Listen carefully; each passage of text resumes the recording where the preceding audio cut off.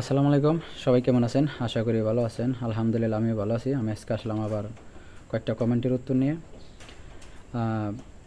MD Minnu Rahman ভাই জানতে চেয়েছে প্রফেশনাল বিষয় যাইতে কতদিন সময় লাগে বা যাওয়ার পরে কত বছর থাকা যাব বা কতদিন থাকা যাব।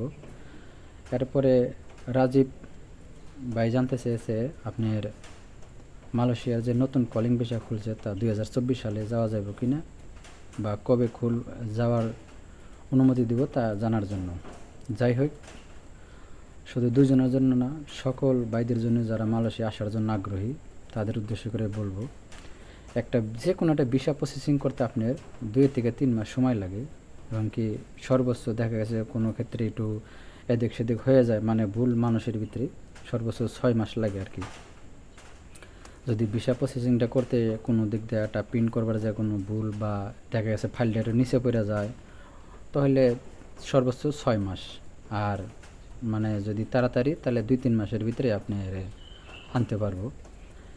এটা প্রফেশনাল ভিসা আর যে কোনো ভিসারই করেন। তবে যদি আপনার যে আনবো এজেন্ট বা আমরা দালাল যে যেটাই বলে থাকি, তার উপরে সব কিছু নির্ভর করে। সে যদি বলে আমি 1 মাসের ভিতরে সব কিছু কমপ্লিট করে আপনার নিয়ে আসবো, পারবো ইনশাল্লাহ। তবে সর্বোচ্চ সময় 3 মাস। আর অতিরিক্ত যদি আপনার এজেন্টে বা দালালে যদি দেরি করে তাহলে 6 মাস সেই রাখতে পারবো আর কি। এরপরে কতজনে 1 বছর 1.5 বছর ঘোরায় কাটায়, এগুলা টাকা পয়সা জমা দেয় না, শুধু তার হাতেই টাকা রাখায় আপনাদেরকে ঘোরানোর তালাই থাকে। যাই হোক,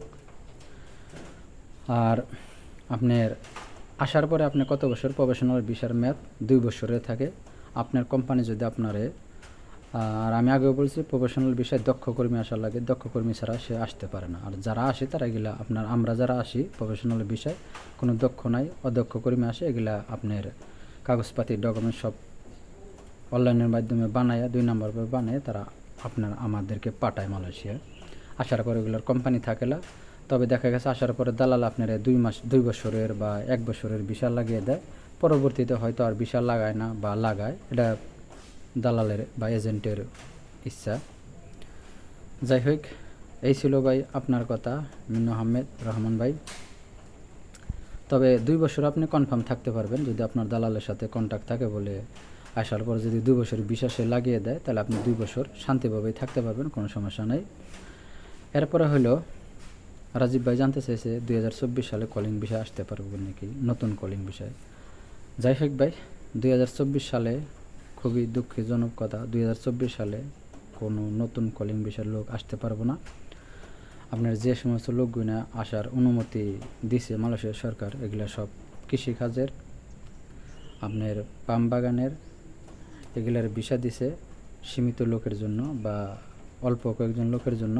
তবে আপনারা 2024 সালে এই লোক আসতে পারবো না। তবে 25-এ যায় না, 25-এর হয়তো জানুয়ারি ফেব্রুয়ারিতে আপনাদের কাগজপাতি সব কিছুই অলরেডি হয়ে যাব বা আসতে পারবো যারা আসার জন্য আগ্রহী বা যাদেরকে পাঠাইবো আর কি, যাদের ভাগ্যে আছে নসিবে আছে তারাই মালয়েশিয়া আসতে পারবেন। যাই হোক, এই ছিল আপনাদের কথা। সর্বপ্রথম কথা হলো আপনারা যারা মালয়েশিয়া আসছে বর্তমান 2024-এ বা 23-এ 22-এর কলিংয়ে যারা আসছে তারা খুবই মানে ক্লান্ত হয়ে আছে, কাজ নাই, খুবই টেনশনের ভিতরে দুযোগের ভিতরে আছে। মানে অনেক ভাই কাজ পায় নাই, কাজের অভাবে বসে রয়েছে, বা যাদের আছে শুধু বেসিক চলবার আছে, কোনো মতে খাইয়া পড়ে বসে আছে আর কি। এরপরে আপনারা যারা আসবেন, আসার জন্য আগ্রহী মালয়েশিয়া, খুবই ভাইবে চিন্তে আসবেন, সতর্কভাবে আসবেন, কারণ মালয়েশিয়া কাজের খুবই সংকট বর্তমান। ঠিক আছে, আপনারা যারা আসবেন খুবই ভাইবে চিন্তে আসবেন। আর কথা বাড়াইলাম না। তবে আপনারাই ভালো জানেন একজন মানুষ পরিপূর্ণ হয়ে বিদেশ আসার জন্য প্রস্তুতি নেয়, অবুঝ হয়ে না। তবে আপনারা সবাই বুঝেন, বুঝদার লোকই যারা আসছে, আমরা যারা আসি মালয়েশিয়ায়, মানে শতকরা 60% 70% লোকের কাজ নাই। যাই হোক, আপনারা নতুন আইসা ঝামেলায় না জড়ানি ভালো, মালয়েশিয়া না আসাই ভালো। আপনারা অন্য রাষ্ট্রে চেষ্টা করেন, দেখেন মালয়েশিয়া, দুবাই, কাতার, কুয়েত এই সমস্ত রাষ্ট্রে যান।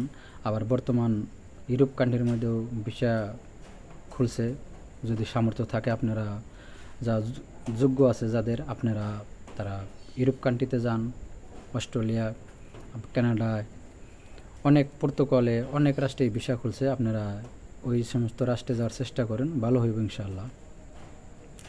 যাই হোক, আজকের ভিডিওটা এই পর্যন্তই। এরপরও আপনাদের যদি কোনো কিছু জানার থাকে অবশ্যই কমেন্টে লিখবেন, আমি কমেন্টের উত্তর দেওয়ার চেষ্টা করব। আর আপনার মতামত অবশ্যই জানাবেন। ভিডিওটা দেখার পরে যদি ভালো লাগে আর আপনি যদি আমার চ্যানেলে নতুন হয়ে থাকুন অবশ্যই চ্যানেলটা সাবস্ক্রাইব করে দেবেন, পাশে থাকা বেল আইকনটা অন করে রাখবেন। পেজ থেকে দেখলে পেজটা ফলো দিয়ে বেশি বেশি শেয়ার করে সবাইকে দেখার সুযোগ করে দেবেন। সবাই ভালো থাকবেন। আর অবশ্যই আমার ভিডিওতে যদি কথায় যদি কোনো ভুল হয়ে থাকে অবশ্যই ক্ষমা দৃষ্টিতে দেখবেন। সবাই ভালো থাকবেন, সুস্থ থাকবেন। দেখা হবে অন্য কোনো নতুন ভিডিওতে। আল্লাহ হাফেজ।